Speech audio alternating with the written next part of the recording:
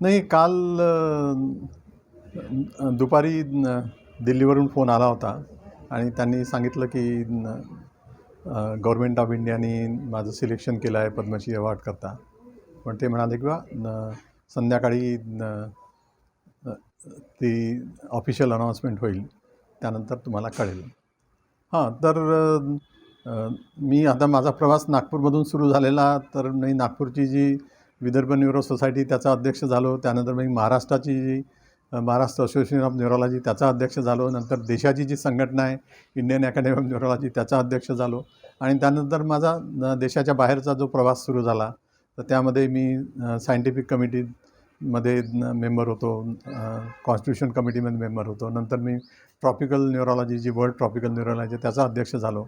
त्याचे मला ते लोकांना त्याचं काम इतकं आवडलं की त्याने मला दुसऱ्या टर्मकरता कंटिन्यू केलं. आणि जगातली जी सगळ्यात मोठी संघटना आहे वर्ल्ड फेडरेशन ऑफ न्यूरोलॉजी, ज्याचे 124 देश सदस्य आहेत, त्याचा मी ट्रस्टी झालो. जगात 3च ट्रस्टी आहेत आणि 65 वर्षाच्या इतिहासामध्ये भारतातून पहिल्यांदाच कोणी ट्रस्टी झाला आहे. तर ही भारताचं जे नाव आहे ते आपण जगाच्या पातळीवर पोहोचलं, याचा मला आनंद आहे.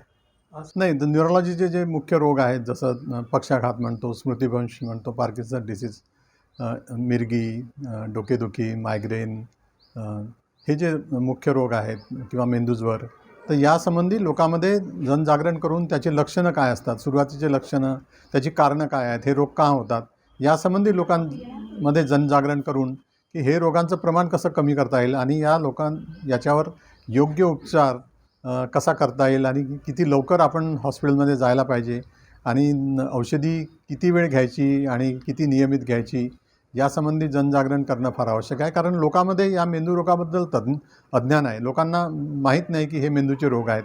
आणि आम्ही टी व्हीवर त्याचे प्रात्यक्षिक दाखवतो की ही बिमारी काय आहे, कशी असते, आणि त्यासंबंधी जनजागरण करून लोकांना आजाराचं प्रमाण कसं कमी करता येईल यासंबंधी आणि लवकर त्याचं निदान कसं करता येईल यासंबंधी प्रबोधन करतो.